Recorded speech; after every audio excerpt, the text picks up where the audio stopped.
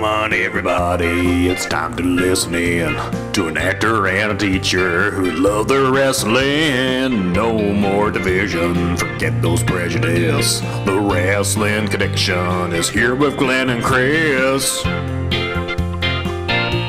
Hello, ladies and gentlemen, and welcome to the Wrestling Connection podcast. My name is Glenn, and today, as always, I am joined by my very close personal friend, Chris. Chris, how are you this fine January day?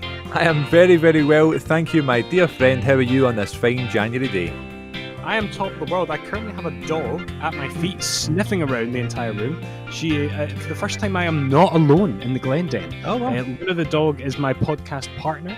My extra set of paws today, and she's now just doing that thing that a lot of schnauzers do and a lot of dogs do before she decides to lie down. She's circling, she's scratching. Now schnauzers scratch because they're ratting. They're making sure they're bred to hunt rats, so they're making sure there's no rats. Luna, there are no rats up here. I bloody well hope so. We hope not. Anyway, that'd be a disgrace. Is she feeling happy or is she feeling kind of sad right now? Because I know something that would cheer her up. Well, she's fine, but she's probably a bit nervous because she's going to get spayed in a couple of weeks. So you know the nerves are coming in. So what would cheer her up, my dear personal friend Chris? I just wanted to maybe bring one of our brand new segments to the show to cheer up Luna the dog. This is, of course, the wrestling joke of the week. Glenn and Luna, where does Beth Phoenix shop online? Glamazon.com. Glamazon Prime. Here we are every single week, ladies and gents, with the wrestling joke of the week. Tune in next week for another spellbinding and tummy aching joke. My only problem with the little drums that you played there, the boom boom, is that they don't sound depressed enough to be to match that joke. What we really need are drums that are really like from a rusty old drum kit or like on pots and pans, so it's really pathetic, like crap, and we need crap drums. So, well, the problem is the joke is really bad. So I'm hoping that like the actual professional drum sound make it sound a bit more professional. I don't know. I'm gonna look into it.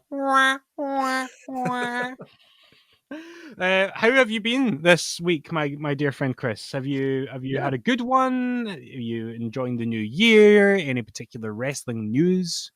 I am. I'm doing well to start the year. You know, I was talking about this last week, feeling a bit kind of doom and gloom about everything. But then once the new year kind of kicked in, and once it was now time to start again, I was feeling fine. I'm feeling good. I'm feeling ready to continue with the new year, starting my resolutions, which I kind of talked about last week as well. Doing well with that. Halfway through the Young Bucks autobiography. That's probably a wee spoiler for my moment of the week, I guess. Yeah. And I've been sitting reading through the Young Bucks book, which is so nice. And it's not as if it's like particularly well written or anything like that. You know, the way like wrestling autobiographies kind of have like a style of writing anyway. It's such a relatable story, and I've always, you know, adored Matt and Nick Jackson, but it's just the way that they're kind of telling the story. It's very similar to the Hardy story, but there's also lots of aspects of their childhood and the wrestling fandom that I kind of agreed with. So it's just a relatable autobiography. It's actually the most relatable in a while, because like the most recent wrestling autobiography that I read before this was Jim Ross's second book, and although it is a great book and it was very easy to read and a very entertaining story with, like, you know, great moments, sad moments, bad moments, good moments, all that stuff, it's not particularly, JR isn't particularly relatable to a young Scottish male. You know, but like it's just an interesting story. But with Matt and Nick Jackson, it's like, oh yeah, I did also wrestle on a trampoline in my back garden. I did also try to collect wrestling DVDs when I was younger. And there's all these different things that you just kind of connect to. So really looking forward to progressing with that. But that's pretty much been taking over my entire week. And I say that because one of my resolutions is to try and read some more. So that's kind of been my first book of 2021. What about you? Yes, same. I've been, you know, at time of recording, I'm still off work, and I'll be back very, very soon in a matter of days. And so I've been reading a hell of a lot. I've actually got back into gaming. I haven't been gaming that much at all, really, since I moved house. So it's been a few months. I've just been really, really busy, and work's been so busy. I've recently just finished a horror novel, so next on my pile would be Justin Roberts' Best Seat in the House. Are you going to go with that next? I'm going to go with that next. Well, I usually read two things at once, so I've got a novel that I'm going to read at the same time. So I work a non-fiction and a fiction. I often like. So I'll let you know how I get on with that as I as I kind of plow through it. And I think I read the first couple of pages a couple of days ago, and a very sweet story of him bumping into the Ultimate Warrior and Kevin Von Erich, I believe it was, Right. in a restaurant. And it was just very sweet because the way he describes that feeling of seeing a real life wrestler for the first time just kind of takes me back. You know, Right. to your point, you relate to the Young Bucks, and I would argue that someone like Justin Roberts is a much more relatable guy Absolutely. than Jim Ross, whose books are excellent. I read both of JR's books last year for the first time, and I enjoyed them thoroughly. But you've got to believe that, you know, Justin Roberts, I would say, is just that little bit more relatable. And so Absolutely. it was really sweet to hear the story of him, like, constantly by chance meeting the Ultimate Warrior, but constantly by chance getting snubbed by him. You know? what I liked about that one, the Justin Roberts one, was a real like easy and soft read for me, because it was just like Yeah. it was a total different aspect of the business that I'd always appreciated but never really thought about, like the Yeah. ins and outs of it. And when you get to when he starts working for Raw and SmackDown, early in his career, and he's like a kind of replacement for Tony Chimmel and that sort of thing. He's not like full time on the road yet. He's still getting the opportunity to do it, but he's still kind of working his way up. And just like the problems with his throat and his problems with his voice and things like that, you just never think about that. So it's really interesting hearing that side of that performance and that art, if you will. And I have to say, you were mentioning about the Bucks. I know this is maybe me treading on old ground, but I loved that episode that we did where you spoke about meeting the Bucks. It was just so endearing, and there's video footage out there of you meeting them as well, as I recall, and it's just nice to see that conversation playing out and to see them giving you advice on your YouTube channel. And here you are, you know, a couple of years later from that moment, and your YouTube channel, I would say, is probably the strongest it's ever been. Yeah. And it's nice to see that, like, their kind of work ethic, you know, I would like to think probably played a role in your success with that. Sometimes I forget about that I've met them, and then I just look at my Twitter picture and that's me with the Bucks. But like when I read their book and then I see them on Dynamite, and you see them on all these things like starting their own wrestling company and all those things, and then like when their figures came out earlier in 2020, and I've got their Funko Pops and all these things, I just keep forgetting that like they're becoming these massive stars, but I'm forgetting that they were just two independent wrestlers that were just hoping someone would come up and meet them. And in 2018, I'm sure they were definitely the biggest stars at that ROH show that I was at, and their line for their meet and greet was doubled and tripled as opposed to everybody else's line. But it still was like, he's still an independent wrestlers. They're still wanting as many sales as possible just because this is the money that's going to pay for their family and pay for their dinners and pay for, you know what I mean? It's like actually paying their bills. And it's they're so personable. And then when we went up and met them, and like you can see that video on the Wrestle Connection YouTube channel, that it's just lots of nice moments in there where it just looks as if we're just sitting there having a nice experience, and that's all it was, really. Absolutely. And you know, I think about guys like the Bucks and Cody and Kenny Omega, and you know, a lot of the big AEW stars, and you know, the Bucks were amongst kind of the first people to kind of set the template for being a self-made star out with WWE. I mean, there were people like Colt Cabana, you know, who were probably doing it, you know, before them, but you know, they really took it to another level. And people often fantasize about what like the Bucks and WWE as they are now would look like, or Omega and the WWE. I mean, we know these guys have been offered contracts on numerous occasions, but you've got to look at their success and how much they've managed to do for themselves and how much creative freedom they have. And you've got to ask yourself, you know, why would you go to the WWE now, really? Well, I'm never saying never. I'm not saying it'll never happen. There's a good chance it will happen. And you know, I hate to say something so grim, but there will come a time in the next couple decades probably where that company is run by Hunter and Stephanie, and maybe recruitment and the shape and the direction of the business will change. It's fun to speculate on, but if I'm them, I'm wondering why I would ever consider going anywhere else. Yeah, well, Cody Rhodes has said that on, I believe it was on Jericho's podcast, when Jericho asked him, you know, what are the chances? Obviously, we've got, I think this is actually before AEW, this podcast came out. It might have been when Cody was ROH champion. And Cody did a massive thing for independent wrestling too, because when he was released, he was like the guy that was like the traveling champion and stuff, and he made sure he went to every single indie. He did ROH, he did the main indies, but he also made sure to do the small gymnasiums and that sort of thing, because he wanted to play his part. And it made such a difference. And look at that, it evolved into his own wrestling company. And he said to Jericho on that podcast, he's like, if I was offered to go back, how could I say yes to that because of this thing I'm doing now? where I'm just setting a trail for so many other people when he's changing the business on his own. Yeah. And then I just think about this all the time, actually. Maybe not all the time, that's taken a bit too far, but I think about this often with that moment right before AEW was announced, and before they could really do it. This would have been, late 2018? Yeah. And, when it was like, and Nick and Matt have talked about this, where they were like sitting in a hotel room in Japan with Kenny Omega and were like, okay, it looks like we're going to WWE. And they were like ready to sign the contracts and and they had the plans that they were going to go in and they were going to invade Raw and all this stuff. And then they got the deal from Tony Khan, and that changed their total, opinion and changed their careers. At the start of the book, at the start of the Young Bucks, but I don't want to give anything away, but like the first little sort of foreword in the book for the Young Bucks is like, here we are sitting in a room in Tokyo with our phones sitting in front of us, nervous on a desk, waiting for 2 phone calls. One is from Tony Khan, the vice president of the Jacksonville Jaguars, and one is going to be from Triple H.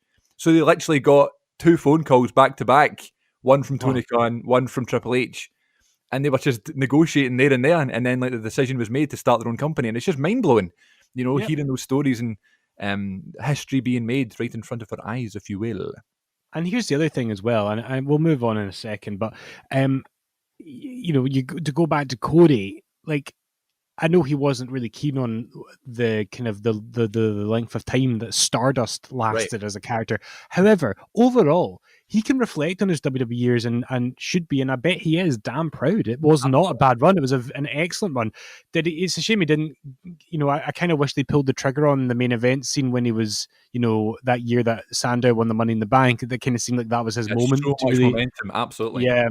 But who cares, because he's wrestling royalty, and he really has solidified that in what he's done. So well done, Cody. Well done, everyone at AEW. I would have to say, reflecting on 2020, that as much as I love what Impact did, I would say AEW is definitely my promotion of 2020. Yeah, me too. Without a doubt. But yes, it's been quite a year for them, and Chris, it's also been quite a week. Oh, really? I was full hoping of many moments. Now, dear listener, if you listened last week, you'll know that Chris rather rudely sprung a new segment on me without any forewarning. Rudely. You were just like, hang on a second. Promptly, I hijacked the whole thing and made it about myself. So in a second, we're going to cue the jingle, and I'm going to let Chris go first, but before the jingle is cued, I have to just stress that I've had a lot of time on my hands this holiday. I've decided to give myself a proper break. I've got a pile of marking and a pile of work here, and I've chosen not to do it because a lot of other holidays this year, the October break, I've not done that, and I've worked through it, and I've worked 9 till 5, and it just breaks me and fries me. I'm more productive after a break, so it's meant I've got a lot of leisure time. And so one of the rather unfortunate results is or outcomes of this is the jingle you're about to hear. This is our new jingle for our new segment, which is entitled Moment of the Week. And whereas there was creative direction from my wife, Kate, who has done all of our other jingles, everything you hear was created by me. And you can really hear the contrast in talent. Chris, could you cue the jingle for the new segment, please? I will do that. It's time for the Moment of the Week in 3, in 2, in 1.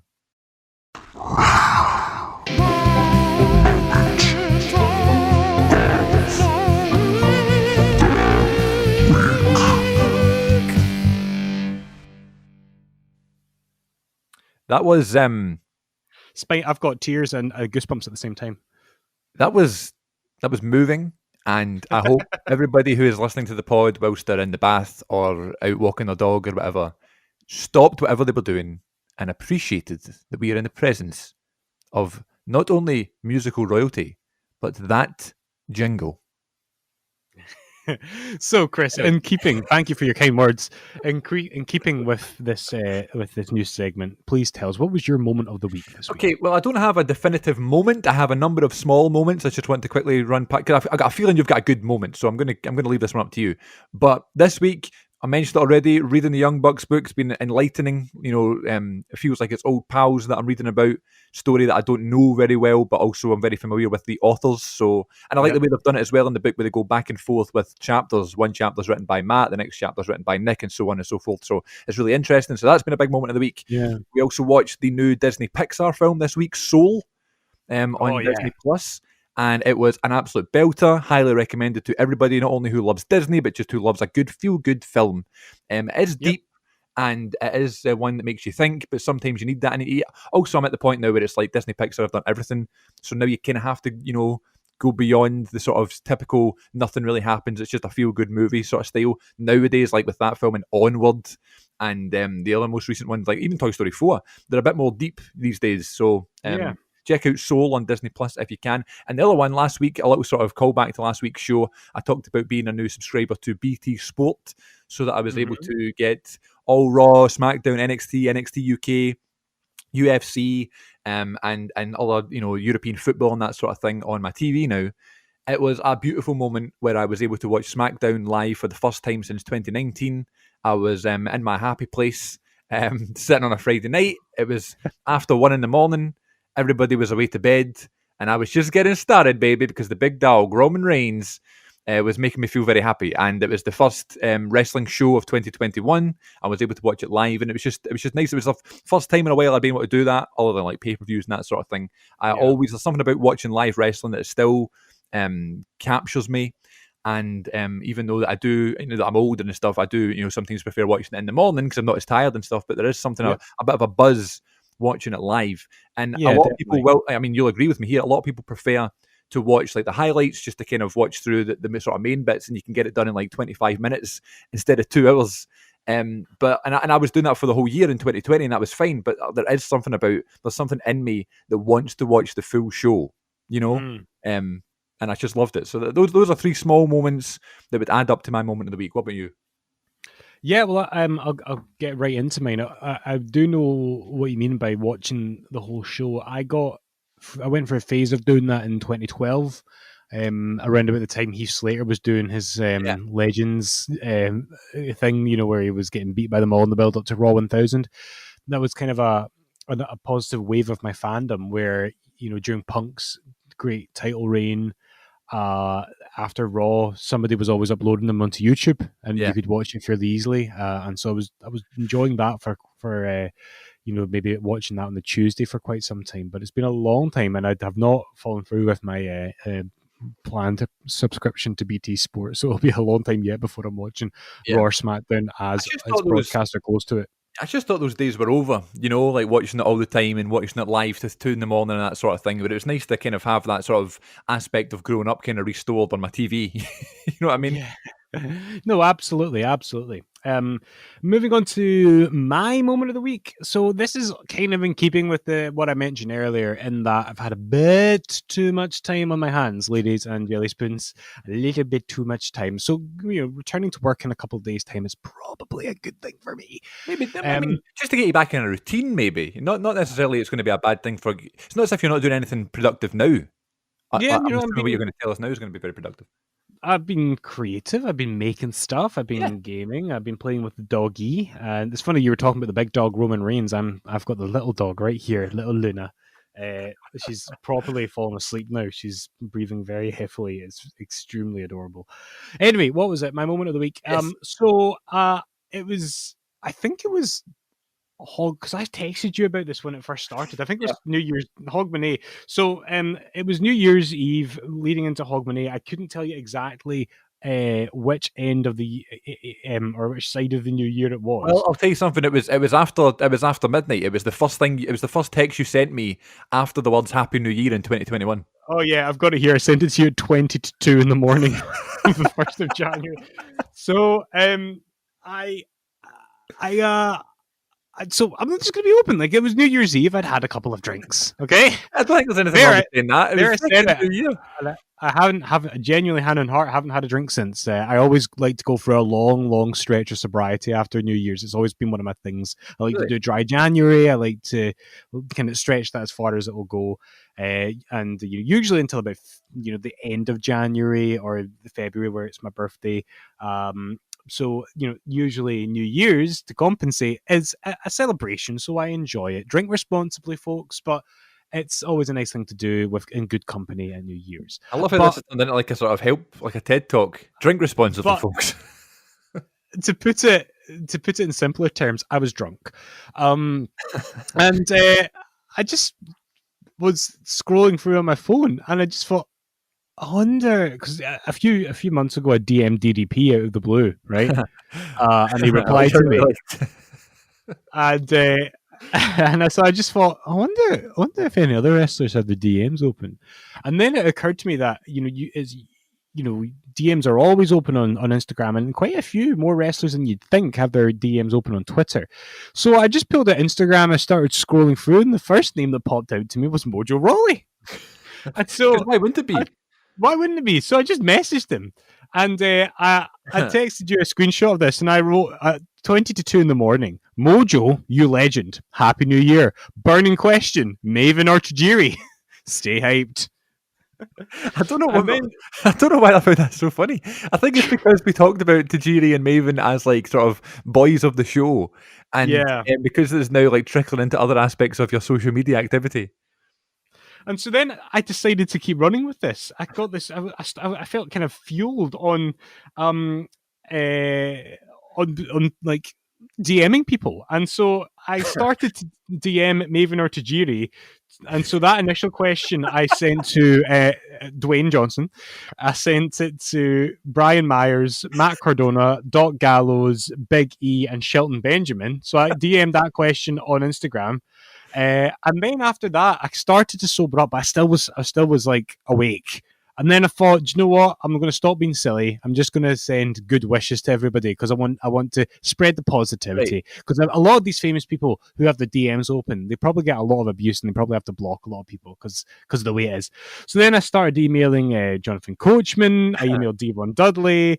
I DM'd DDP again, Xavier Woods, Darby Allin, Britt Baker, Sonny Kiss, Evil Uno, Sammy Guevara, Luchasaurus, Oh my god! Ricky Guerrero, Colt Cabana, Wardlow, QT Marshall, Lanny Poffo, Chris Van Vliet, Private Party, Will Hobbs, John Silver, Orange Cassidy, and Jerry Lynn all received DMs from me.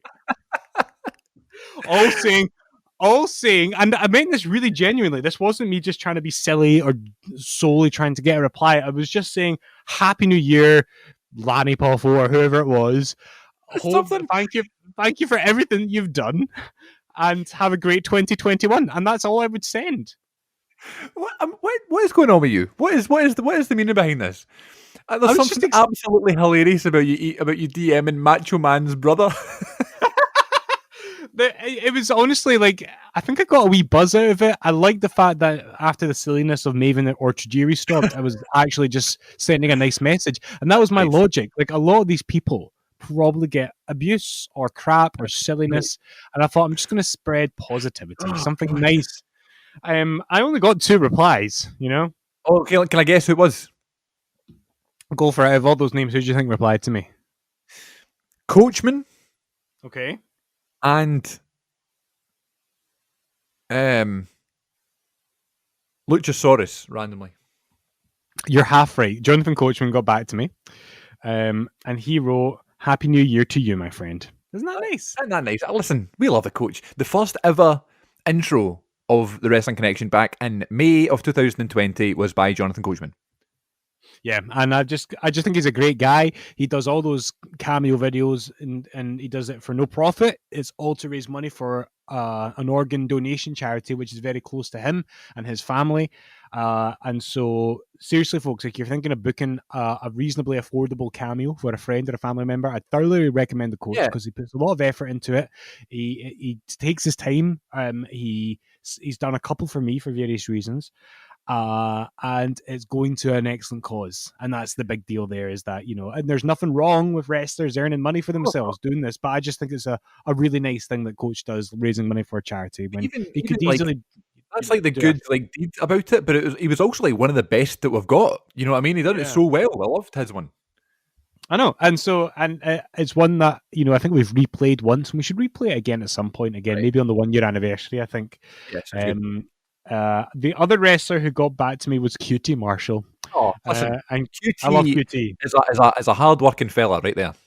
I love QT Marshall. Love his work in AEW.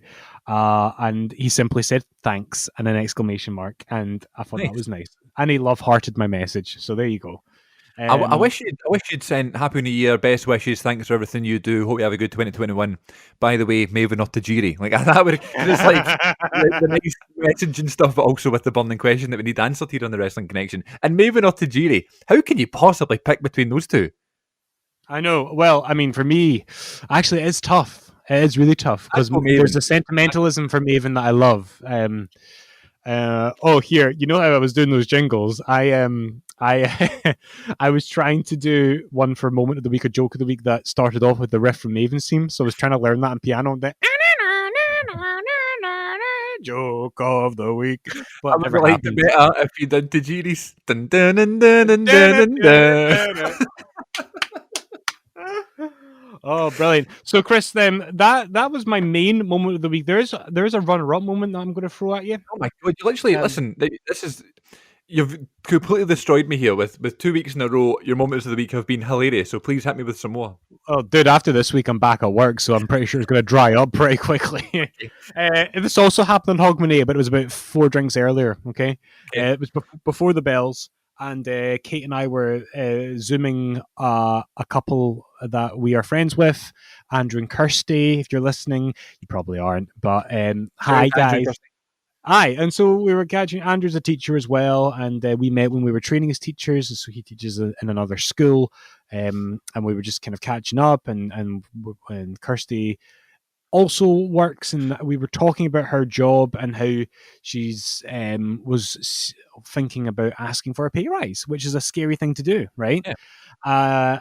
And Kate raised the point that one of the obstacles is the gender pay gap, and women receive less pay rises because of sexism in the workforce, and Kirsty just came out with I've got to go straight into my boss's office and say, listen, I've done this, and that this year. You better recognize. And then she just stopped and she went, Glenn, who was the wrestler back in the 90s? Who was the wrestler that said you got to recognize? Who was it? Come on, I remember watching it with my brother, the WWF wrestler. Who was it?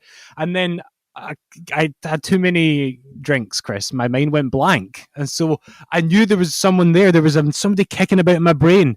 And but it totally and utterly escaped me. And so I'm like, I can't remember. I'm not sure. And she goes, right, I'm going to Google it. And so she's got her phone out on Zoom. And then she goes, Glenn, do you know D'Lo Brown? And this is like not long after you and I were talking about the excellent magazine that was published in 2000, Ultimate 10p Wrestling, with its cover story on D'Lo Brown's supposed WWF departure for World Championship Wrestling. So I was absolutely gobsmacked that D'Lo Brown had once again found himself into my conversation from someone who I didn't expect. What? You know what this means? This means we have to have him do an intro for us. I think he does them. I think we need to have a TWC Hall of Fame. And when someone is mentioned in the most random ways more than 3 times, they are inducted. So D'Lo has to be in there now. Yeah, I think so. He's definitely earned it. And the man is a legend, right? Of course he is. Yeah, with that chest protector and the flying frog splash and those promos and the head bob. Do you remember when he came back in 2008? Yeah. Randomly, and here's the thing, I wasn't watching TV at that time, because I didn't have access to Sky Sports or anything. Right. I had no idea he was back, because I would catch up on what was going on by going on WWE.com. And it wasn't until, do you remember the house show you and I were both at where Sean wrestled JBL in 08? That's where I was going with that story, absolutely, and he popped out, yeah. D'Lo wrestled Kane, and I absolutely went mental, because I did not expect to see D'Lo Brown. Was it actually his theme song he came out to, you're looking at the real deal now? Yeah, absolutely. And the fact that he wrestled Kane also kind of, warmed my heart, pardon the pun, because, that was a proper Attitude Era pairing, isn't it? D'Lo Brown and Kane. Well, me and my dad had recently watched the Raw 15th anniversary DVD that came out around that time. And the clip of DX impersonating the Nation was on there. And they've got the guy, it's Road Dogg, actually. I was going to say, no, that's the other guy. It's the random guy that plays Owen, but the Road Dogg plays D'Lo. But he's also renamed him Bilo, and he starts doing the head bob thing, and he's going to the top rope, and he's doing the head thing. And me and my dad were just laughing. And I was far too young to really understand the sex jokes and that sort of thing. But I was just laughing at the fact that the Road Dogg was pretending to be D'Lo Brown, because those were two of my kind of very earliest wrestlers. You know what I mean? So just seeing him like doing that funny thing of D'Lo Brown was hilarious. And then when he came out into that house show to wrestle Kane, I remember like looking at my dad and doing the headbutt thing. I was like, it's D'Lo Brown. And it was just this nice moment. I didn't expect to see this Attitude Era alum in Glasgow of all places wrestling Kane. So that's a fun live event story if there ever was one. Absolutely. Yeah. So moments of the week is going to be a staple of the show because there you go. There's two of the most random wrestling occurrences in your life over the past few months, and they both happened on New Year's Eve. So that's a beautiful segment. And folks, moment of the week won't always be wrestling related. You know, Chris, you mentioned that Pixar film Soul, which I also watched this weekend. I love it. Really good film. Really good. Yeah. What was your film of the year 2020? Did you see any? I did, but I didn't go to the cinemas at all, I don't think. So obviously, I had my cinema thing where I'd go every week, and then obviously that was put on hold in March. So then it was like, so usually I'm in like the 20s or the 30s in terms of how many times I go to the cinema every year. Usually over 30 because I try to go as many weeks as I can. And of course, this year I've seen like 14 2020 releases. Some of them were like from Netflix, and some of them from the cinema, and some of them were from Amazon or whatever. I watched a film called 7500, which is an Amazon exclusive. It's Joseph Gordon-Levitt. He's playing a pilot, and the cockpit of the plane gets hijacked, and his wife is one of the stewardesses on the plane. It's really good, actually, really underrated, and quite a hidden film of 2020. So I watched that one and stuff, and I was trying to catch up with like Soul and Borat 2 and things like that, and I really enjoyed them. But now it's like trying to put together, because you know what I'm like with my lists, trying to put together a top 10 is going to be impossible because films that came out right early January, do they count as 2019 films? And I take it all way too seriously. So that's the kerfuffle I'm in right now.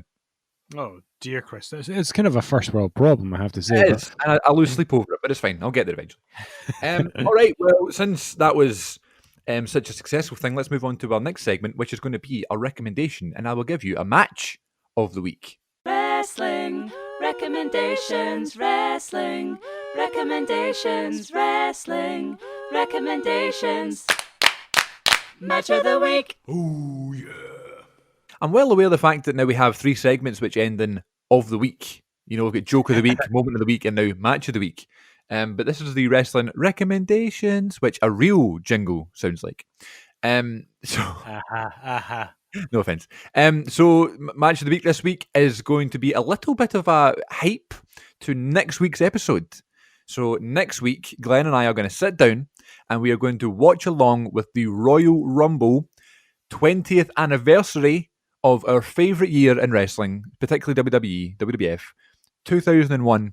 We're going to watch arguably the best Royal Rumble match of all time, in my top 3 anyway, top 3 or 5, and I guess we'll find out where it places next week when we watch the match. But we're going to do a watch along of Royal Rumble 2001, the match itself, and we are both buzzing because it's a very nostalgic and childhood favourite Royal Rumble match on both of our parts.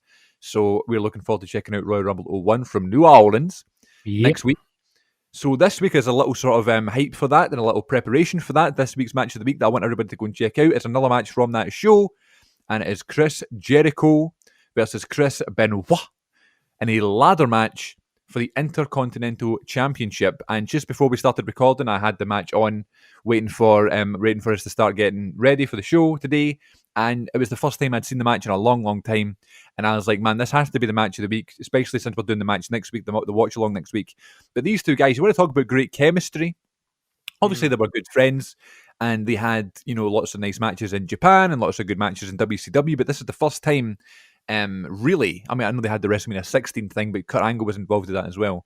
But the first time, really, they had the big pay-per-view match where they could really showcase their chemistry and really showcase their ability together. And they just have a screamer. And I remember this is one of my earliest kind of like Intercontinental title classics, one of my earliest favourite matches. And I was raging the fact that this placed number like 9 or 8 on the WWF Best of 2001 Top 10 that was hosted by Michael Cole and Jerry Lawler. I was Such like, a busy year though for good matches. I was like, how can that not be top 5, But it is a great match in terms of Intercontinental ladder matches. It's right up there at the top. I actually think it's better than the Triple H and Rock match from SummerSlam 98. The spot where Benoit jumps out the ring and Jericho catches him with a chair. The big headbutt off the top of the ladder. The finish of the match. Jericho with the lion tamer on top of the ladder, with the fans going mental, and you see all the flash bulbs, people taking pictures of that just historic moment that unfortunately we can't really talk about too often, you know. But Yeah. it's one of those matches that I can really kind of say to myself, right, okay, this is a childhood favorite. I don't want to have that match lost in the archives because of whatever one of the wrestlers have done in their life. I try to separate the art from the artist, if you will, and and really appreciate that match. So if you're able to enjoy some Benoit classics, I know some people struggle with that, and that's completely understandable. But I certainly can when it comes to these matches. Jericho Benoit Royal Rumble 01 is my match of the week, and next week's match of the week will be the Royal Rumble match itself as we do a wee watch along. Any memories of that ladder match? I remember being absolutely blown away by that iconic spot with the Walls of Jericho on the ladder. And I don't know, I'm not actually sure whether or not that was the first time we'd seen it in WWF or. I think it must have been. I know they'd redone it at WrestleMania 24. Yep, and it looked amazing. I used to always recreate it with action figures and stuff. So I always really appreciated that, and it's just really brutal because, you know, Jericho can be quite aerial, but he's not Mr. Flippy Floppy. He's not like the Hardy Boys in a ladder match, and I always appreciate that where two non-ladder sort of guys can still have a great ladder match. Do you know what I mean? Like, and, you know, I'm thinking also of Triple H and The Rock at SummerSlam '98. You have to have a very different kind of ladder match, and those guys went for intensity, and there were some big spots in it, but it wasn't like your kind of TLC 2 sort of ladder match, was it? Yeah. So yeah, I'm a fan of the match. I'm one of those folks who, you know, I don't usually go out my way to watch Benoit matches, but if one comes up like during my watch along, like I'm still in 2002 right now, and currently I'm, you know, on SmackDown. It's Benoit and Angle who are teaming up in the SmackDown Tag Team Title Tournament in the build up to No Mercy 02. You know, I can do it, and I just choose not to think about it. But yeah, I think watching Benoit matches is just one of those things where it's up to the individual, isn't it? It's totally, you got to have. The one thing I don't like is people getting preachy and telling you what's right or what's wrong or what you need to do, because if you start getting preachy about you know, you can't watch this match because of what this wrestler did, or you can't listen to this song because of what the songwriter or the musician did, then you're going to shut off a lot of media, rightly or wrongly. So it's watch this film because of what this actor did or whatever. Yeah, exactly. And so I just feel like you've got to make your mind up for yourself with that stuff. And I'm not going to judge anyone who watches Benoit matches or who doesn't watch Benoit matches. I would consider myself somewhere in the middle. There was a long time after all that where I didn't watch them, of course, but I can do it now. Quite the thing, and I just kind of tune out from reality and just do what you always do when you watch wrestling. You just dive into the fiction of the whole thing. Yeah, I was told by when all that happened in 07, a couple of days after, maybe a week after, I went to Toys R Us. I don't know why we were at Toys R Us. Maybe it's just we were looking for something for someone's birthday or something. And, you know, the unwritten rule of all wrestling fans is that when you're in a toy store or when you're in some sort of shop that has wrestling merchandise, you have to go to the section just to see what they have. We've talked about that before. Yeah, I still do that. Do that to this day. But this is 2007, so I was a youngster, right? I would have been 11 or something like that, right? So I was right prime and buying wrestling figures and having my wrestling company and that sort of thing. So as soon as I got to Toys R Us, straight to the wrestling section, because they were always like one of the best wrestling sections was Toys R Us. And I went to the wrestling section and there was no figures. And I was so confused. And I said to my dad, I was like, there's no wrestlers, what the? And my dad asked the sort of employee stacking the shelves and stuff, and we were looking for the WWE stuff. And the woman told me and my father about what Chris Benoit had done. And that is why we are no longer selling WWE merchandise in Toys R Us. Oh, that didn't last. That didn't last very long. But that, you know, I knew what had happened because I'd seen Raw and that sort of thing, and I'm sure I'd heard about it in school or whatever. But you know the way, it was such a big deal that even Toys R Us employees were breaking the news to people. And I just couldn't believe that was one of the first times in my life. You know the way when you're kind of going through a kind of smarky phase where if someone tells you something you already know, you're like, I knew that already, or like, you're like, I know, or you just think it's an obvious thing. It was one of the first times in my life I was like, I can't believe like you're just going about telling people this horrible thing. And I was such a youngster at the time. But I still got offended by the fact that people were just saying it as if it was nothing. But it was such a big deal, such a horrific thing. It's really going to nearly ended the whole business, you know. But I think about that quite often. Like I wonder, like if she was instructed, if the employee was instructed to tell people that, or if she just heard about it and stuff. I don't know, but I just remember, like, and then Toys R Us obviously picked up where they left off and stuff and started selling wrestling stuff again. But I miss Toys R Us because it was one of my favorite places to visit. Yeah, well, I love Toys R Us. I think I got my second ever action figure from nice. there. Shane McMahon with the kind of DX top with X Punk stuck all over the front of it when he was feuding with Xbox in '99. Yeah, big Toys R Us fan. I think that was. I got more Star Wars stuff out there as a youngster than I got wrestling stuff. I think my Toys R Us, when you went in, right on the right hand side was like the DVD section, because it was like DVDs aren't really toys, but we still want to sell them, so we put them right at the door. So it was always, and then of course DVDs and VHSs back in the day as well. And I remember picking up 2 WCW VHSs in like 2004. So it had been out of business in a couple of years, but they still obviously had leftover stock. So it was like the best of the 1990s WCW, and it was like the best of the Great American Bash or something that came in like a pink case, and they were both on sale for $2.99. And I was with my mum and my gran, and I was like, I have to get these. And we took them home, and it was the first time I properly watched WCW, because I'd seen the Alliance and stuff like that in the Invasion, but it was like owning an actual WCW release was a big deal for me in 2004, 2005 sort of time. Yeah. I mean. Yeah. Oh, sorry, you're not boring me. I've just had a massive yawn there. It's because Luna yawned, and that gets me to yawn. All right, sorry. Why don't you give me a segment now? So since I'm boring you. Well, I'm just before we go into the next segment. It's currently 25 minutes past 6 a.m. in Las Vegas, Nevada, USA, which is where D'Lo Brown currently is, and I've just DM'd him, so we'll see what happens. Oh no! What did you say? I said my usual. And I told him that I really enjoy his work, and if he replies, then I'm going to ask him for a video message since he's not on Cameo. Please do, and say it's promoting wrestling positivity in the new year.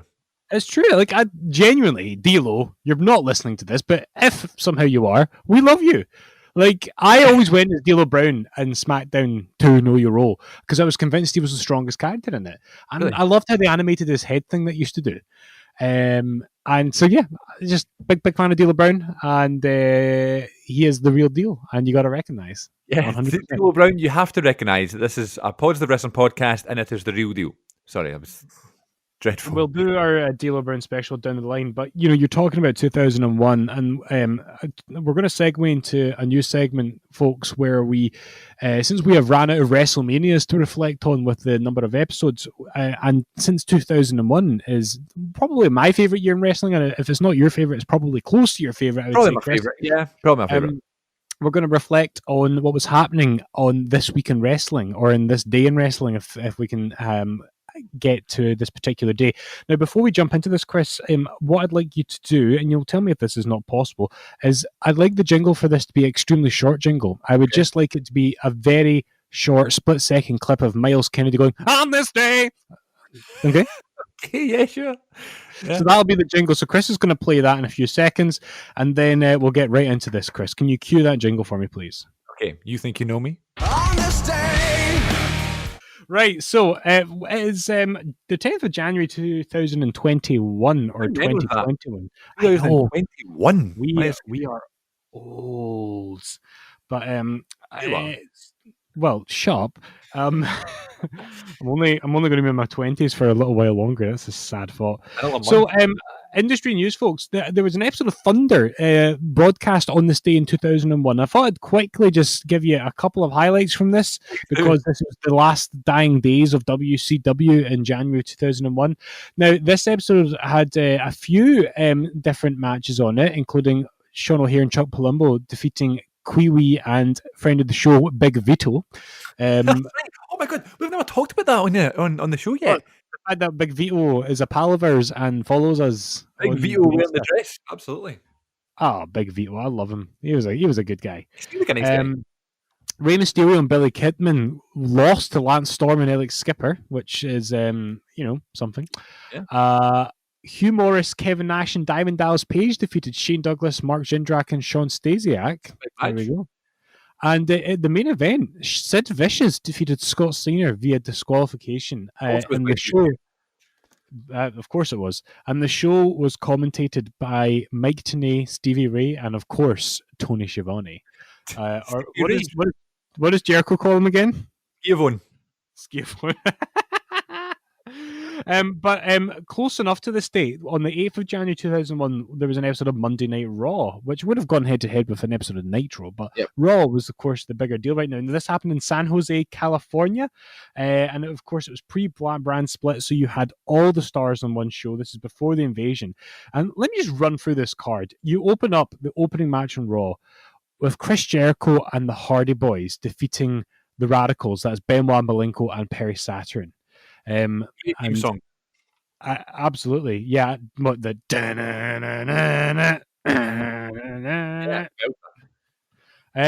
Billy Gunn defeats Val Venus in a lumberjack match. What I really want to know why they're having a lumberjack match. That's great. Now, listen to this, my friend. On this episode of Raw, there was a 3-on-2 handicap match. Kane and Rikishi teamed up to take on 3 wrestlers. One of those 3 wrestlers was The Rock, and the other 2 were Jack Doan and Teddy Long. So Jack Doan, Teddy Long, and Dwayne The Rock Johnson defeated Kane and Rikishi in a disqualification. This is a match made in my dreams. That's great. I really need to see this match now. I know that might have to be an upcoming match of the week. Yeah. It's only a 5. Here, listen, mate. It's a 5-minute long match, so that could be a segment in the coming weeks. We still watch long of just that match. Oh my god, yes, definitely. That was followed by Raven defeating Steve Blackman to retain the Hardcore Championship in 1 minute 43 seconds. I think Steve Blackman's theme song's underrated as well. I just want to loop that. There was then another handicap match. Albert and Trish Stratus defeated Test in a 2-on-1 handicap match. TNA explode. I know, right?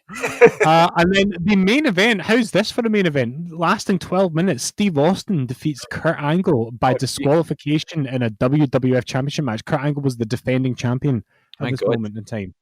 Well, And this is, of course, before their big feud later on that year. This is in the build-up to Royal Rumble, but still, wow. I mean, you want to talk about what's the stronger show, Raw or Thunder? Thunder, obviously. Jack Doan competing. Hey, listen, you said Elix Skipper there was teaming with someone. Who was he teaming with? Yeah, that's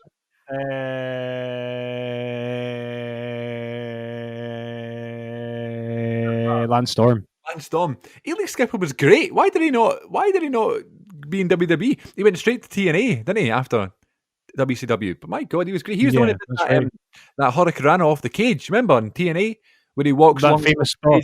Unbelievable to this day. I see that spot like once a month on TNA's social media. Yeah. Rightfully so. Unbelievable. I mean, that is their Mick Foley falling off the cell, isn't it? Absolutely. Like it's such a gifable, clippable, repeatable spot that it really does deserve to be refreshed and brought back every now and then, and it'll never be replicated in that same way. That was really held up as a symbol for TNA. That was like, this is what we are in 2 seconds. In 2 seconds or less, this is who we are as a company. And yeah, it's part of their legacy. Yeah. All right, cool. That was fun looking at the moment of the week. No, not even the moment of the week. What is this day in wrestling history? We've got so many. This is the Miles Kennedy segment. So before we finish up, we have the long overdue what you're thankful for in wrestling this week that you wrote down about 6 months ago and we never actually got to. So here you go. Okay, cue the jingle, please, Chris. What I'm thankful for in wrestling this week. Ooh, yeah. Your jingle cueing skills have really been stretched today. It's I'm just working at with my jingle playing finger. Your finger playing jinger, right? So, folks, what I'm thankful for this week, I'm thankful for the WWE web series Bite This. Yeah, we talked about this about 7 weeks ago. Did we? Well, not in a thankful segment, but I think we just mentioned, I loved Bite This. We did mention it in passing. I loved Bite This. When I was 15 and we had one laptop in the house, whenever I could get it off my brother, I was able to go on WWE.com and I always look forward to streaming the recent episode of Bite This for free. And God, I mean, this was like in the early days of broadband, just post dial-up connection. I don't think we had an unlimited streaming. And there was a cap on that sort of thing at one point. You were only allowed to go through a certain amount of megabytes, like you do on your phone, per month. And I think I would often exceed it by watching Bite This or back episodes of it.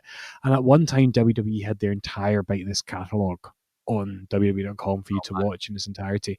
And I used to love, because it felt like so rogue, like anything could happen because it was live. And the era Bite This that I enjoyed was the Todd Grisham era during Ruthless Aggression.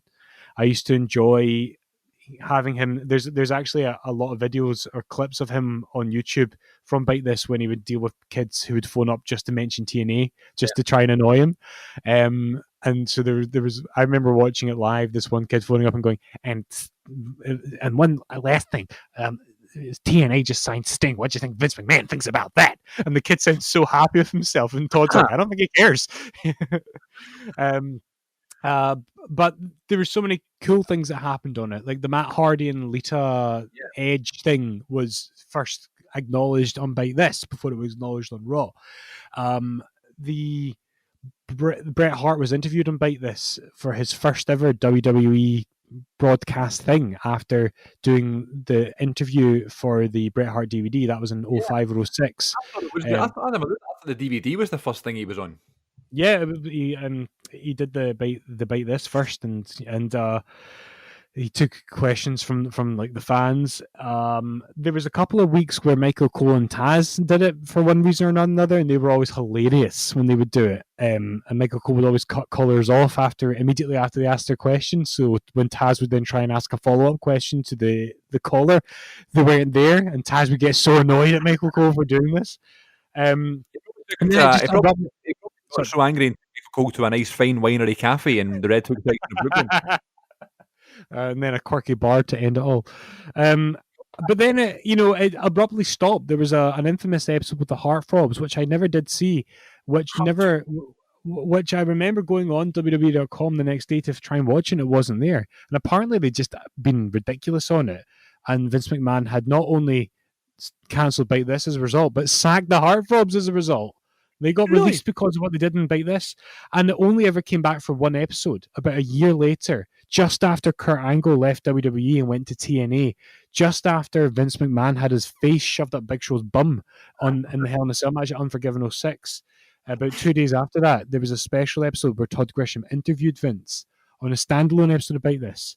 And after that, it was never seen again. And I miss Bite This, and I don't think it would work really because there's equivalents. It wouldn't be special anymore because of social media. Wrestlers can broadcast themselves anytime they want, and idiots like me can DM wrestlers anytime they want. But it's kind of like the bump now, isn't it? Yeah, I would say so. But for its time, it just felt kind of rogue and kind of special, I was late to the Bite This party. It was always something that you'd see on Raw or whatever, like they'd say on check out Bad Days this Thursday, whatever it is. And I would just be like, I just assumed that this happened a lot. Like when they would advertise stuff, I always just assumed I wouldn't be able to see it because I didn't live in America. You know what I mean? Yeah. But then when I started sort of playing around online and that sort of thing, and they were all still up there for years after that. Like I remember like 07 and that sort of thing. Like all the episodes were still there if you looked for them, and they were all on WWE.com. And I watched a few of them at the time, but there was never like something I was always open to going and checking out every week, like you did. I just didn't know how to really. I just always liked the idea of it. I just liked the idea of phone lines. And I remember in Scotland on probably the biggest radio station in the country is Radio Clyde. Every day there's like a thing called Super Scoreboard where it's like a 2-hour show, prime time, all about football, and it would be like, and people can phone in to talk about football. And I remember listening to it when I was younger and saying to my dad, like, why is there a football calling show but not a wrestling calling show? And my dad had to explain to me that like wrestling wasn't as big as football as in this country. I just didn't understand. I was like, why is there not? I mean, I would phone in and all that stuff. I just didn't understand, And then just when you hear about Bite This and there was like an opportunity for people to actually phone in and air their grievances to Todd Grisham of all people. Todd. And then whenever I'd see like wrestling radio shows or podcasts that do call-ins, I was all over them, and not so much nowadays because all the information is online, as you say, and you can just air your grievances wherever. But like there was something about a wrestling call-in show that I always wanted. There was a show that Grado used to be on, not Grado, Red Lightning used to be on, and Chris Renfrew used to be on. and Billy Kirkwood and Simon Cassidy from ICW. It was called the One Wrestling Show. Was it Yeah. OWS? Yeah, OWS. One Wrestling Show, and it was on a radio station here in Scotland, and I used to listen to it every Monday, I believe, Monday or Tuesday, can't remember. And it was like aired live 10 till midnight, and I used to go to bed at 10 o'clock that night to make sure I listened to the whole show, and it was a call-in show, and it was like a radio show about wrestling, hosted by Red Lightning and Chris Renfrew, and they kind of worked around some ICW storylines in there and stuff, which I thought was really cool, and I kind of felt as if when they were playing out on the ICW show, I felt as if I was being rewarded for listening to the show and like paying attention to all the small details and that sort of thing. Yeah. So things like that. I love the idea of Bite This. And now with the bump, I know it's not necessarily like people phoning in and that sort of thing, but it's a lot of like Twitter comments and stuff, and it's not Yeah. kayfabe at all. And there'll be like interviews from wrestlers that are able to talk about whatever they want. And I remember when the bump started, I just didn't understand what it was. And now I think it's great. It's one of my favourite shows to watch on the network and on YouTube because it's so easy to watch. And Kayla Braxton is really underrated, actually. I think she's great. And she's with the other hosts on the show who I think are really good as well. And it's just like when people come on and get interviewed on the bump. So I guess the bump is now the modern day Bite This. But certainly Bite This was kind of like this mythical thing when I was younger that I didn't know I could really watch. And when I did, I felt as if it was special, you know? Yeah. Oh, well, thank you for the memories. Bite This. We'll never forget you. Get you Bite This. It was weird because it was like kind of a bloodline between kayfabe and real life, and you know what I mean. You kind of danced around it quite a lot, and you really just depended on what the topic was.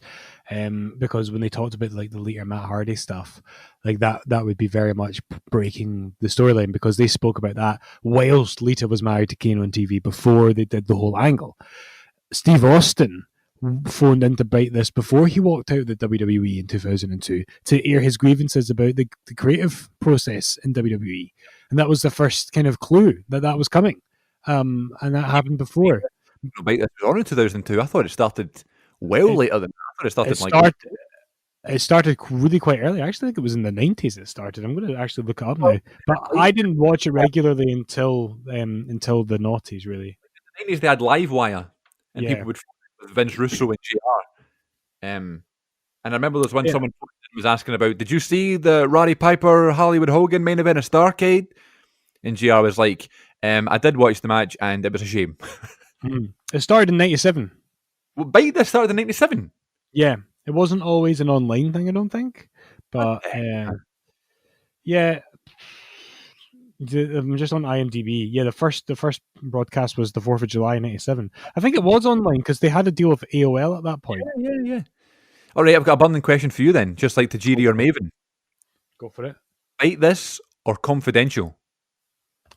Listen, I love Confidential, and I had the Best of Confidential Volume 1 video on tape, which was never followed up with a Best of Volume 2. That always really annoyed me. Yeah. Because the name Volume 1 would suggest that there was a Volume 2 on its way, but it never happened. I loved it. I enjoyed it. I loved lifting the curtain, and you didn't get that as often then as you do now. We're really spoiled now. But I gotta say, Bite This, because it was unpredictable, it felt dangerous, and it was my little niche thing. It felt like it was my little secret, when I was a teenager. Fair enough. See, they recently put Confidential on the network. I'm telling you, I've not watched them, but I'm telling you, I would bet some good money that there's some real gems in there that, like, why is no one talking about this? You know what I mean? Or like a house tour from Raven or something. I bet it's on there, and I should really go through it and see if I can. I remember the advert for the Confidential one was so interesting, because at that time you had never seen so many behind the scenes things. Like it was like Trish Stratus's house tour, and then it was talking about Montreal, and then Austin walking out, and all these things. Like I was just so mesmerized by the whole thing, and it was the first time I really fell in love with like the behind the scenes aspect of the business. And I'm telling you something, I know a lot of people kind of like, it takes time for them to kind of develop into the fan they become, where they understand it's a show and all that sort of stuff. I don't know when the moment was where I realized it was a show, but it was very, very, very, very early on in my fandom. Like I just always understood what it was. And I think that's why I'm still such a big fan, because it was able to carry on throughout my life like that. I didn't really take tips. It was always just, I just knew what it was the whole time. So watching Confidential and even like Bite This and that sort of thing was mind blowing to me at the time. How nice is Trish Stratus' house, by the way? Like I remember I believe she watching. She has a pool, yeah. But I also remember her opening up a drawer, and there were all these videotapes. And he's like, "This is my movie collection. I've got a lot of Jim Carrey movies. A huge fan." I just remember looking at it and going, "Wow, look at all those videos! Wow!" And they're probably all in a bargain bin somewhere now. Oh, do you remember when we've talked about this before on Rey Mysterio 619 DVD, and he did the house tour, and Yeah. he went into Dominic's room, which is weird. I think that Dominic's like a superstar now, but Yeah. he went into Dominic's room, and Dominic had like all the wrestling figures, all up in his like chest of drawers and that sort of thing. And I was just Yeah. like, wow, like one day I will be like Dominic and have this collection. I just like that DVD. We have talked about this for pausing it in the wee moments in his house where you could see pictures of him without his mask. Like, there it is! I can see his face! This is before I realised that in 2001 and in 2000 he did not wear his mask in WCW. Yeah. It felt more remember special that then. clip of like the pay-per-view in '99 where Kevin Nash beat someone and he needs to take off his mask. That clip like made the rounds like on early YouTube days and like LimeWire Yeah. and that sort of thing. Like everybody had that clip, like Rey Mysterio without his mask. Mental. Probably one of the first gifts I ever saw. Really? And I remember like being on a MySpace like group page for wrestling fans, and I was like the curator was some guy in America. I was like 15 at the time, and I remember talking away to him, and then he messaged me that picture, and he went, "Guess who?" And I just thought, well, it's kind of obvious. I've seen this 100 times, so I just wrote Kane. And he just replied, "No, you idiot! It's Rey Mysterio." Okay. Very recently, I saw a picture of a young Bob Ross online. You know Bob Oh, Ross? yeah. Yeah. Yeah, Um, my man. Yeah, a young Bob Ross before he had the afro. And I sent the picture to my sister and I went, "Guess who?" And she replied, "John Cena." Remember, I did that to you for young Goldberg, and you couldn't figure it out. And it's so obvious now, but it's just weird seeing him with hair. I know, and no beard. It's like he just looks like a totally different man. Well, you could send me another one soon. We don't know, but messed that one up. Oh, that was a disaster of a joke there. You hear that? I was going to go, "Who's next?" But then I just didn't even get there to the punchline. And I just literally crumbled in front of your eyes, your ears, ladies and gents. Oh, it's far too early in the day. Right. Okay. Well, that'll do it for this week, everybody. This was episode 39, a very bizarre number, but we're going to have to encounter these bizarre numbers next week.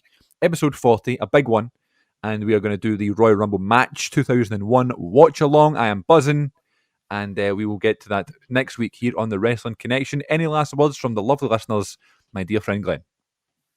Thank you for listening, and sorry if you send me any more requests for that jingle as an isolated file so that you can listen to it in your own time. I cannot honour it. I'm just too swamped. Glenn's DMs are open, just saying. Yeah, you can get us on Twitter, by the way, at WrestleConnect1, and on Instagram at WrestleConnection, and please subscribe to our YouTube channel, which is just called Wrestle Connection. Until next time, folks, take care of yourselves, and we'll catch you all down the road.